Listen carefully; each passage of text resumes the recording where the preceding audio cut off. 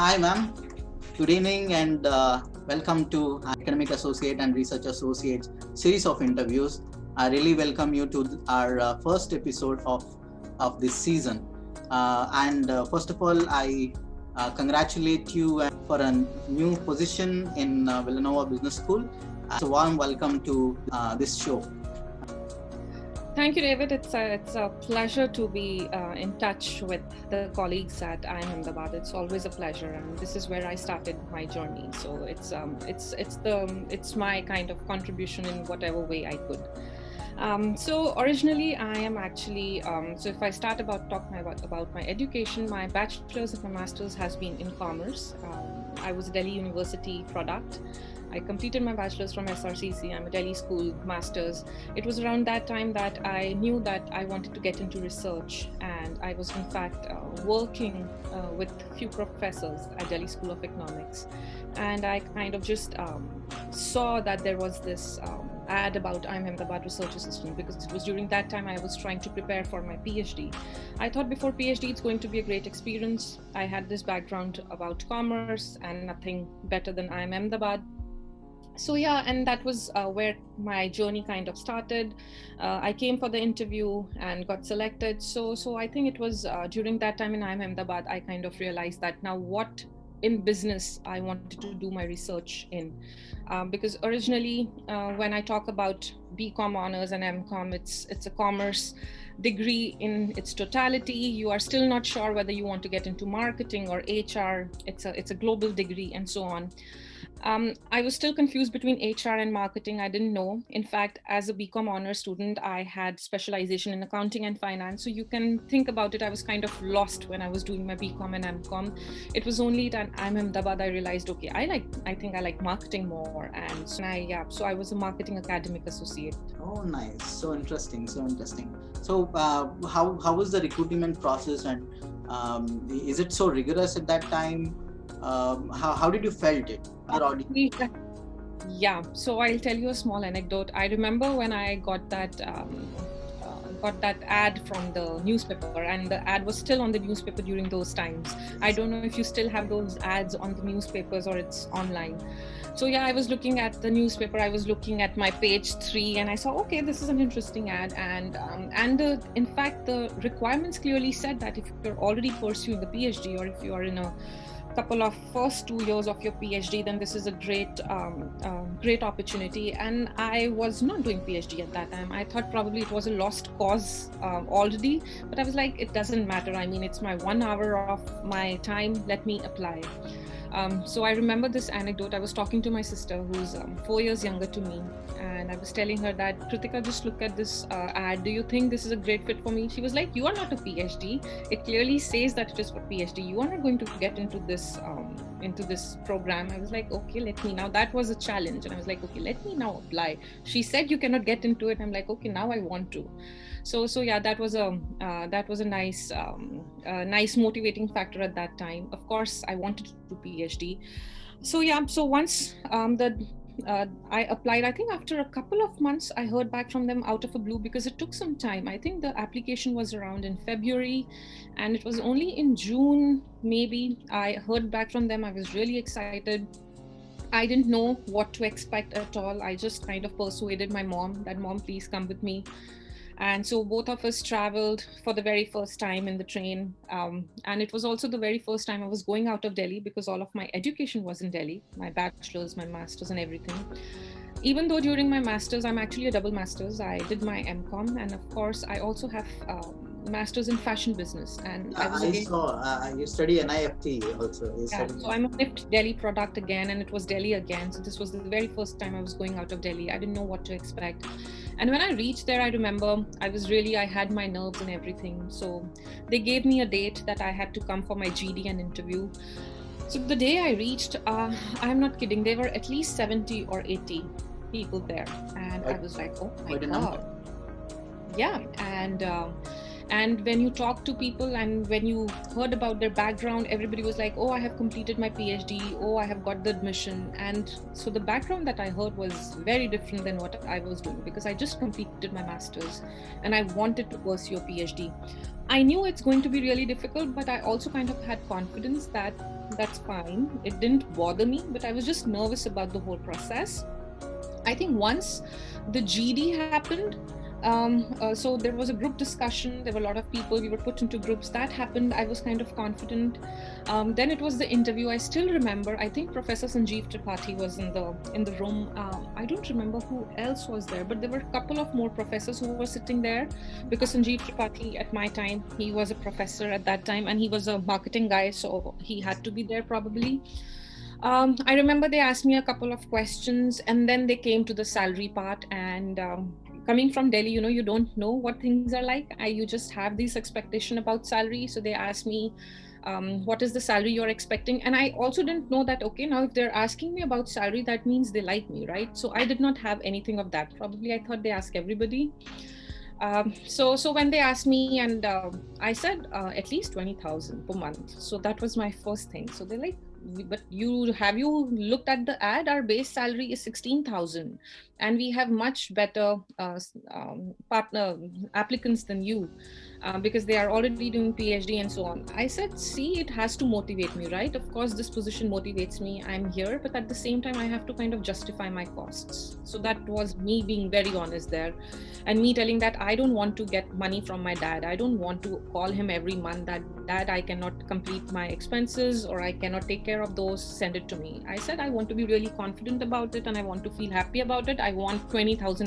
So yeah, of course I negotiated, and I'll tell you this, I got an offer for 20,000. So they gave me 20,000, because I kind of refused there. I said, I'm not going to join in 16,000. And I remember, David, that when I joined, and of course you talk to your friends and colleagues about it, and it's not so much in US, you cannot ask each other's salary, but in India we are kind of like, okay, we ask each other's salary. So I had a couple of people who joined with me, but they were in communication, maybe I think one of them was in strategy, maybe, and so on.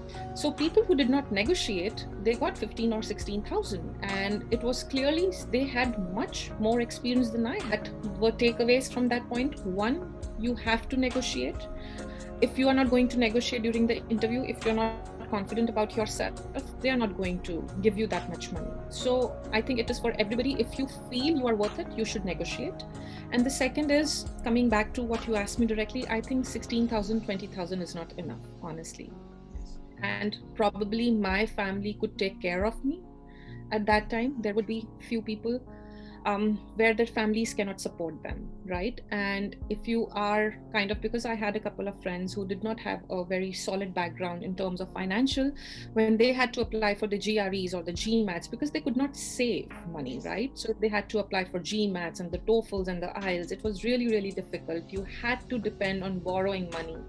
And if you want that your academic associates succeed, you should give them some motivation of money also, so that they have some buffer in there where they could take a coaching, maybe take a GRE coaching, take a GMAT coaching, or apply for GRE and GMATs. So yeah, it's more money is a motivating factor, yes, and it's less. Yeah. So is it your first job? No, it wasn't my first job, because so there was a time lag between my two masters. So I was my first master's was actually from NIFT, and my second master's was from Delhi School. So once I completed my fashion merchandising, and I was actually a fashion merchandiser for Target stores in US. So they had their sourcing office back in Delhi. So I worked there for about 6 to 8 months, and after I worked there, and I was like, okay, I want to get into academics. Probably I don't like this. So that was one of the times when I realized I like marketing, because merchandising is a part of marketing. And we talked about luxury retailing, we talked about luxury management. And one thing I would like to clear, even though I'm a product of SRCC or Delhi School, I think the whole attraction about marketing was only when you get into this professional schools, right? So they kind of train you very differently. And I have my all my respect for all the different kind of schools. So I would say that even though my technical skills came from Delhi University, but my attraction towards marketing or my interest grew only when I was in NIFT, and that was when my time, like, I was a merchandiser actually, and so I had few experience about, of course, the corporate part of it, but then like I said, I wanted to get into PhD, so I was working with the professor very closely. He worked in Delhi school, and if I remember it right, he was the person who was handling the consumer voice of consumer. You should look into it. It's an organization, small organization that talked about, they took care about the complaints and the grievances of the consumer.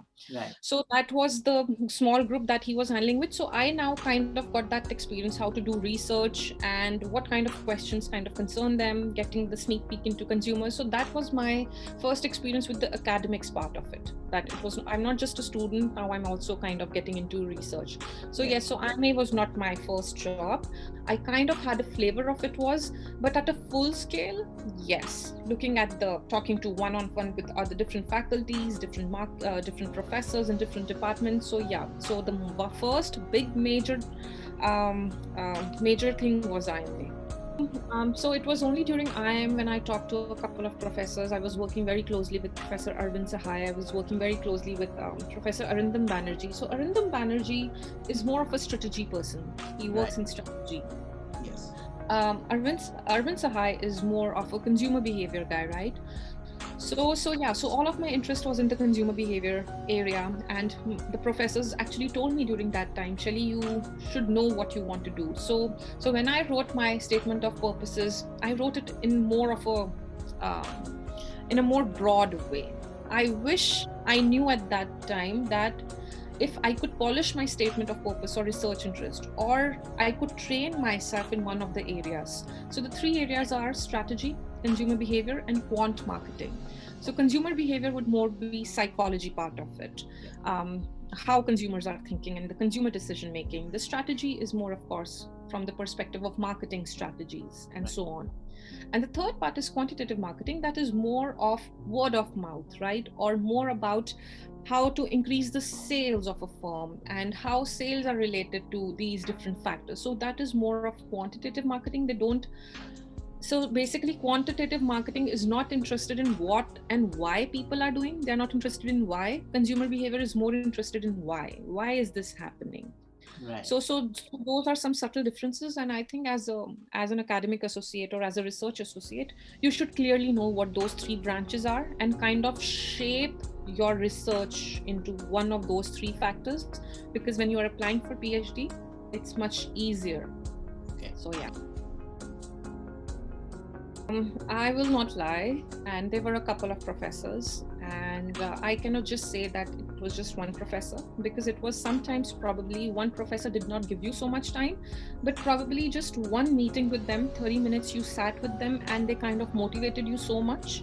I think it has not to do with the time, because sometimes we feel that the more the person gives you time, probably that is going to influence your decisions. I think it was very different for me. I always was concerned about the quality of talk I did.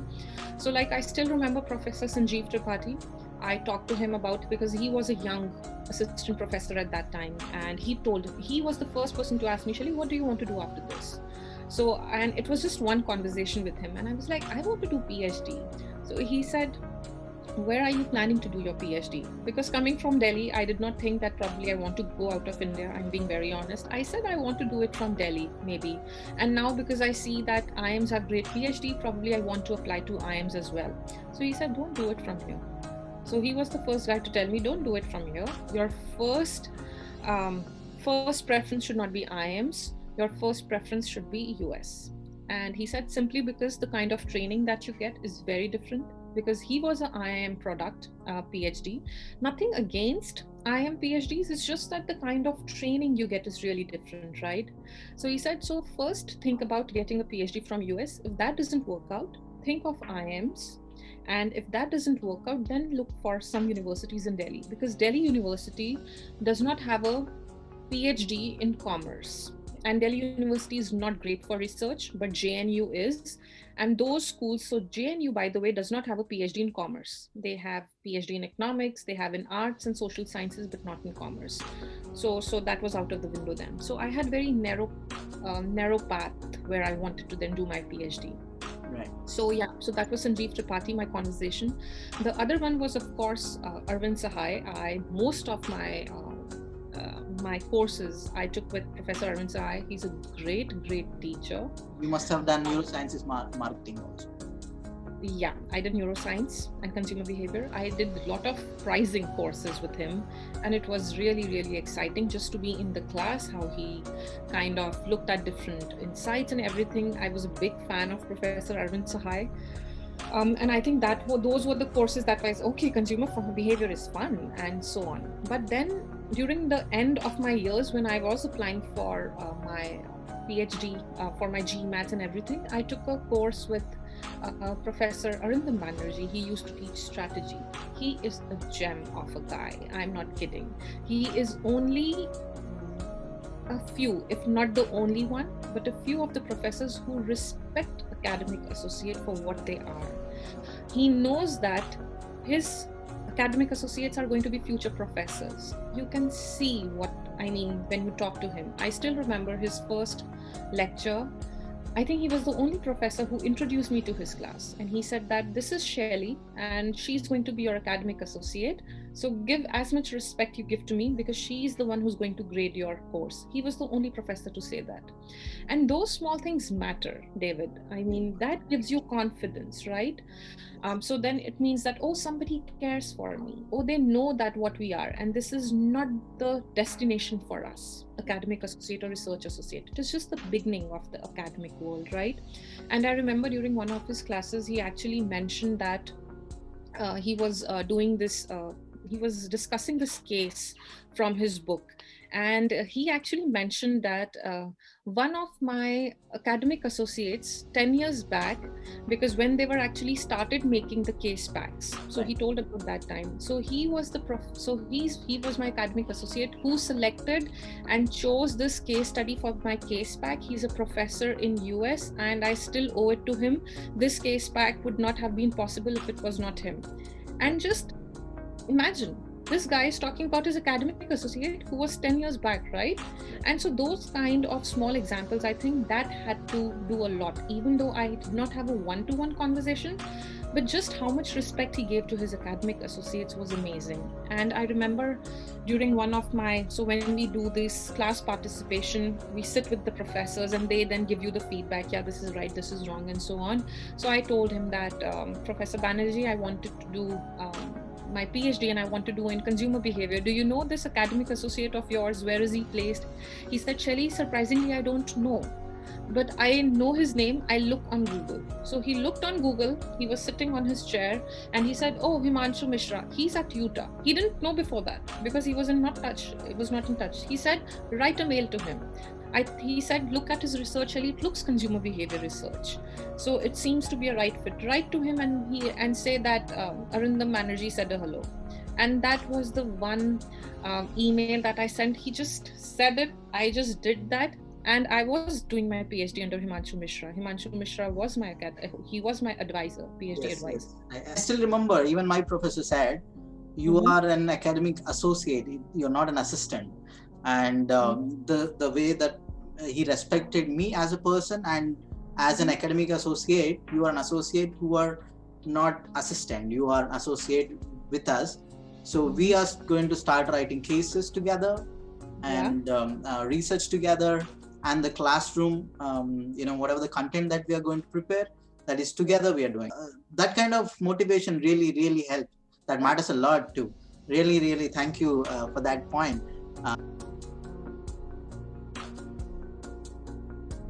Honestly, I was not probably the best of the candidates who was applying PhD during those times, because when I look at the PhD candidates today, they are so much more skilled. They have so much more technical skills.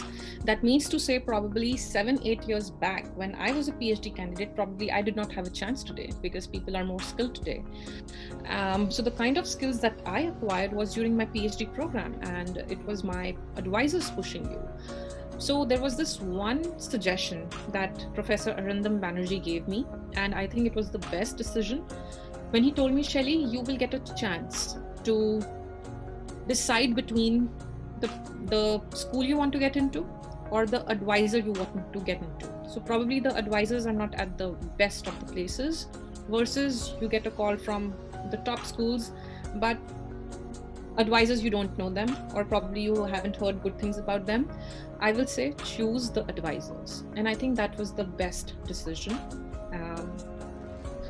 Because with Himanshu Mishra, the kind of research he was doing, and he was so cordial with me, and he kind of wanted to know what I wanted to do and so on. So that was my decision when I made that, okay, I want to get into Utah, but Utah was not a big school 7 years back, but today Utah is great. People know about Utah today, but 7 years back, people did not know what Utah was. People had heard, of course, schools like Stanford's and UCLA's and things like that, right? But I kind of selected Utah just because of my advisors. So my advisors pushed me to do these courses because they knew that all of this big data coming in, and it was not so much 7 years back, but I think it is only in the last 3 years or so that all of this information which is out there, the big data and the machine learning part of it, marketers have to evolve themselves and they have to train themselves. Probably we are not as great as computer scientists. Maybe we do not excel in machine learning part of it, but we should learn those skills. And that was the first, my dose of them telling me that, Shelly, go to computer science department and take those courses. So I ended up taking machine learning. I ended up taking biomedical engineering for statistics for biomedical engineering from medical department. I also took a course like psychological methods or quantitative methods from psychology department. That is the great part here, that you don't have to take courses only from the business school. You can go to different schools and take those courses. And that was my first push towards those courses. I hated it, honestly. And my advisors were great in the sense that they would meet me every once in 2 weeks. And they would ask me, how are your courses going on? And I would sulk. I'm like, you have pushed me into something which I don't want to do. I'm like, I'm going to flunk in machine learning. I don't know what these guys are talking about. And they would just tell me, Shelly, just try to get intuitively what they are saying. You don't have to excel. You don't have to think that you want to be as efficient or as skilled as a computer scientist, but as a marketer, think about it, where you can use those methods for your questions. So just know that much. And I think that was a great takeaway. So they would push me to the edge, but then they, kind of give you a rope. Okay, you don't have to excel in it. You don't have to write codes in it, but just try to understand intuitively. I ended up taking natural language processing, my text analysis part of it. So all of those courses were something which I took during my PhD program, yes. And my research kind of drifted a little during my 4th and the 5th year because it was just the kind of question I was answering. My research was never driven by the methodology. It was not that, okay, today I'm sitting and I'm like, I want to use text analysis somewhere. What can I answer with that? No. I had a question, and if my professors liked it, that what kind of a question is it, then they will say, okay, Shelly, don't you think text analysis would answer your question the best? I would say, yeah, that makes more sense. And then they would be like, okay, now learn about Go and learn about text analysis. So that was the process. And it was, my training was during my PhD program. Okay. How was your colleagues? Like, what are their aspirations? What did you learn from them, or what did you suggested them as you are an aspirant of a PhD? I had a couple of best friends during my academic associates, but when you go in, you never think about that these guys are going to be your best friends, or I'm going to gel well with this person, or so and so. So people probably, I thought with that this person is going to be my best friend, that didn't work out. So it's only you are sitting somewhere and probably having that maybe the P and the Maggie outside, and you see somebody, oh, Shelly, I saw you there. And I was like, and then you chit chat and you think about, oh, what are you doing? And then, so there was this person, Akash, who used to sit, I think on the 1st or the 2nd floor. he used to work with Professor Debajit. Yes. And we were sitting and having Maggie, and then he was like, I want to do PhD. And I was like, oh, I also want to do PhD. What exams are you preparing for? He was like, I want to give GRE. And I was like, I want to do GMAT. So let's study together. So that's how your friendships, build. And then I think you then kind of motivate each other, and then you try to go to library together. And it's just that, oh, I have somebody back in there. He's going to give 2 hours of his time in the library. I will sit, even though he used to sit, I think, on the first floor of the library. I used to on the top floor where you have small desks. I don't want any more noise, because I used to study in really silence, even though it had nothing to do him sitting besides me, but it was just that, okay, we are going to library together, we'll go out together. So that kind of motivates you. And then it was Akash. I mean, he kind of helped me with just preparing for my GMATs and TOEFLs.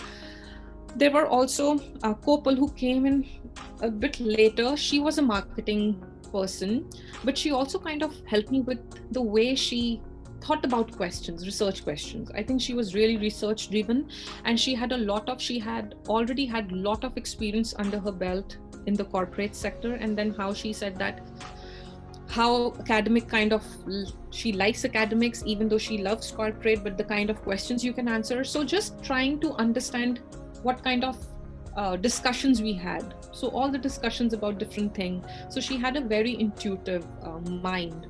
So getting that from her just by discussing things. She was also a very great academic associate, honestly. The way she used to grade papers, so she had more discipline to her.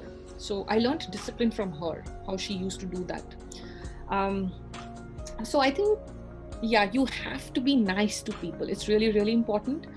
But my takeaway is not everybody is going to be nice to you. So you don't have to take it personally, because different people have different wavelengths. So friendships you think are going to work might not work, and the friendships you never expected, they might end up working for you. But just be nice to everybody. I mean, hear them out, what they have to say, because a lot of times we learn from what people say, right? So I joined David, I think it was a little probably different than what it is today. So when I joined in, so we had a couple of academic associates who were in IIM for 5 years and 6 years, and they were kind of doing the extension. They wanted more extension and so on. So they were like really seniors to you. I remember there was Prachi. I don't remember her last name. There was Prachi. There was Sujo Thomas, who's a professor somewhere, I think in Gujarat University or somewhere. He was there. He was a gem of a person. Prachi was great. So she would call you. So they were the guys who were assigning you courses. I don't know how it happens now, because I knew during my last couple of months that changed. Professors assign you. I don't know how that happens right now. But when I joined, so these academic associates would discuss with each other what you want. I think it's really, really important as seniors, people who are already there, they must make you feel really comfortable. So they made me feel really comfortable. They would ask me, Shelly, what do you want? I think this is your first year. Take this basic course, the research course, which everybody else takes. I think there were 4 or 5 sections of just marketing management. So then they would say, then we can help you with so things which you don't know, because if we are doing the same course. So I had a great rapport with my seniors, not probably because of how I was, but because how they were. They were great. Right. Of course, when new people come in, things change. I would just say, try to reduce the fights. If you don't agree with somebody, you don't have to fight over it, but also say at the same time, I don't think I agree with that. So have that okay relationship, have a cordial relationship. You don't have to be best friends with them. I think that's really important. You don't have to be best friends with them. So I would never meet Sujo ever in the 6 months. Just I would meet him when I had some issue. And I always used to apologize. Sujo, I'm really sorry. I always come to you with questions. And I would meet him, because Sujo can never be my best friend, because he is at a different stage in his life. He has already been there. So I did not have anything common to talk to him about. Right. Also, he had a very different research. He used to work in a very, I don't even remember, but he was not a consumer behavior guy. So I would not have something of those things where I could interact with him, but I had a cordial relationship with him. He was great. I would go with questions. Sujo, I don't know what to do with this. I have this issue with the professor. How do you think? So he would be great with that. So I think it is really important for us to have cordial relationship with each other, because each of us we can help each other. It's really important. It's not just your relationship with the professors. If we feel, oh, we just want to have great relationship with our professors, I can deal with the colleagues, I think no, that is not how it works, because sometimes your colleagues help you in a way which the professors cannot. So yeah. Okay, coming back to the pedagogical learnings, like Ahmedabad being a case method pedagogy, how did you felt like? Do you have case method pedagogy while you're studying, or what is your first experience about this pedagogy, and whether are you using this right now? So David, probably, I don't know. Yeah. Okay. So PhD seminars are kind of little different than the undergraduate and the master's seminars here, right? So PhD seminars are more of a roundtable discussion. Absolutely. And you will not have case studies there. You will read research papers and then you will discuss. Yeah. But now coming to undergraduate and masters, because I was an academic associate in Utah, where I used to sit for an undergraduate course. So it would be more lecture driven, yes. But at the same time, they will also have few cases in there. So just to get that experience of it, but it was not entirely case method what IIM has. So of course, for each topic, the professors in IIM Ahmedabad would ask you to do the background reading, but then they will discuss just a case in the class. It was not like that. It's probably the difference could be the difference between the masters and undergraduates. I don't know. But yeah, it's not entirely case study method, but it is also not just the project, or it's not just also the case study. It is a lecture driven thing. You will have different assignments over the span of time. You are working on these different data assignments.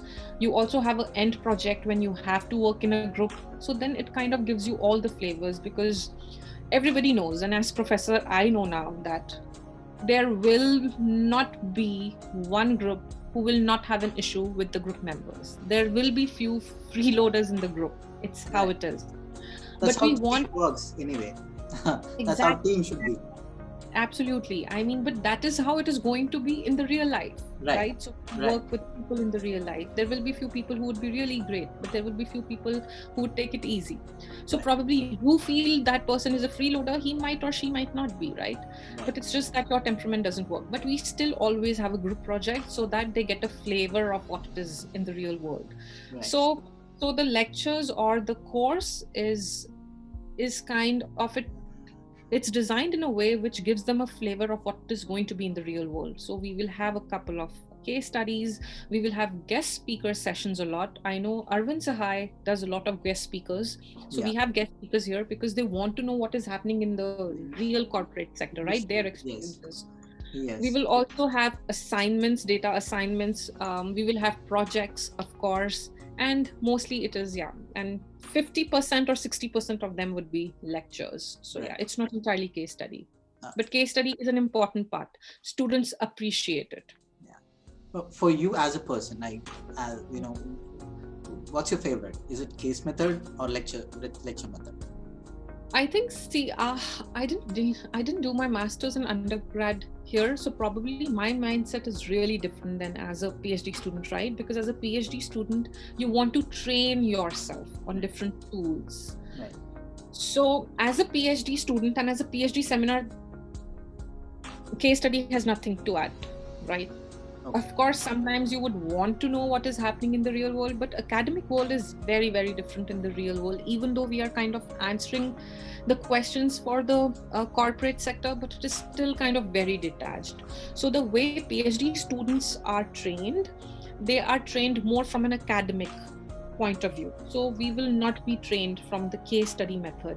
Right. But when we talk about case study method, that is what is important for undergrads and masters, because they are not necessarily training to be a professor or to get into academic field, right? They want to get into the real world and do the job.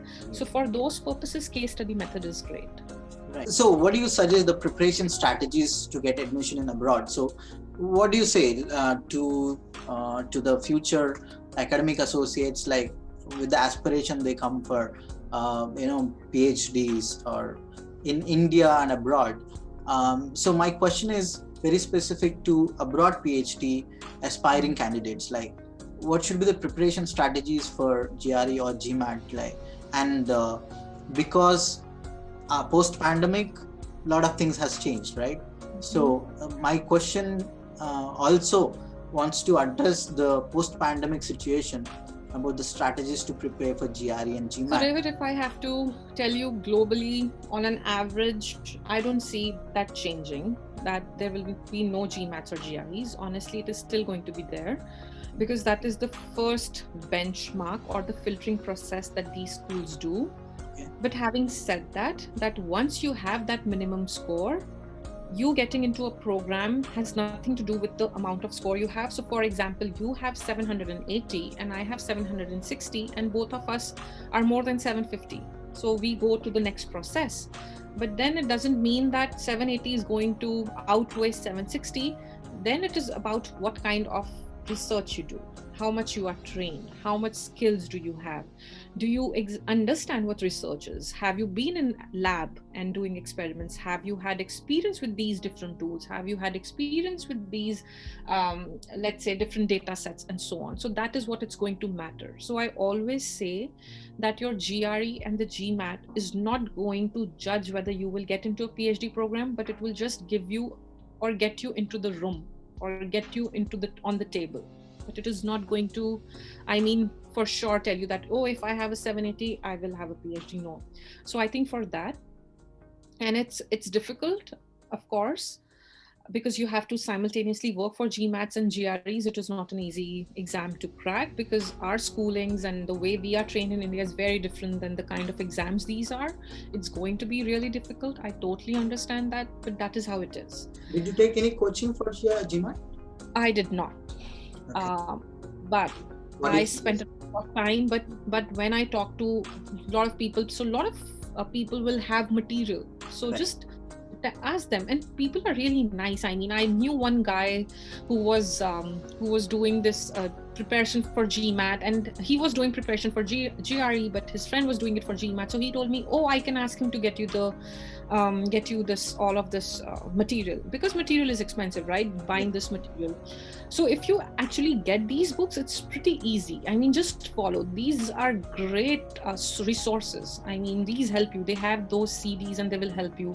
One thing which I would always ask you, do all those practice tests. Right. If you have to spend money, get material from people and learn the material and try to get practice on, but probably buy tests from Kaplan or buy tests from the actual GMAT and the GRE and practice on them, because just learning the material is very different than actually doing the practice test. So do both of those things simultaneously. Give equal time to both. And of course, when you are in IIM, that is a great place where you can now say, okay, let's say I want to do strategy. Right. Talk to professors who do strategy and ask them what kind of papers you should read. So start with reading the classical strategy papers, see what kind of research it's there. So you will get idea about the research questions that you are interested in, right? So you don't have to necessarily come up with a great research idea already. No, you might probably you are just thinking about one extension, a small thing to the bigger question. That's okay. And write those thoughts. Think about it that you are preparing for this program, and write down your thoughts in your Word document. And when you are writing your statement of purposes, get all of those notes. Oh, I was reading this paper that really excited me. This is an area that excites me. I was thinking about what would happen if ABC thing is extended for this product or for a luxury product. The research right now talks about hedonic goods or utilitarian goods. Nobody has talked about luxury goods. So I want to see how this model with luxury products. Of course, it might not be a great question from research point of view, but that will give a flavor that how you think. right? So those are some things which you should be doing, and prepare your SOPs really well. Have great recommendations. I think it is really underrated. Have great recommendations. I mean, if you are not sure, and if you had to force a professor to write a recommendation for you, probably that recommendation is not going to help you. Okay. So probably a great name, of course, having a great name to the recommendation, and a great recommendation is an ideal. But in the ideal world, probably the professor is not well known, but you know this professor is going to write you a great recommendation. Get that recommendation, because you don't want a half-baked recommendation from a great professor, because it's not going to do well. So have great recommendations.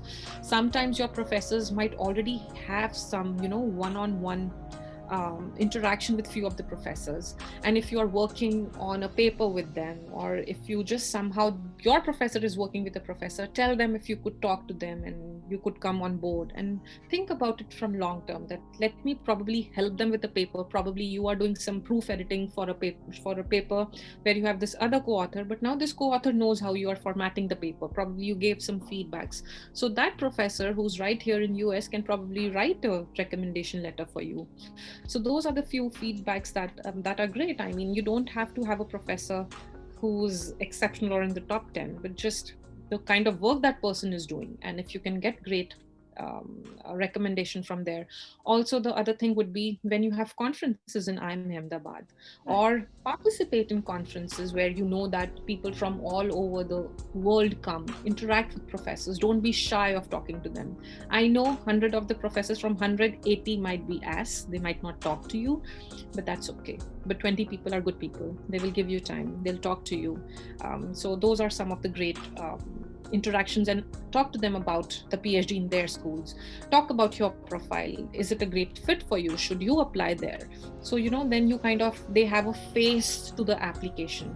Right. So that is something, one extra step that people in India have to do, and not people here in US have to do, because they already know that from which school you come. So probably people here in US don't know what school you come from. So those are the few ways that you could have, your foot in the room. Wonderful.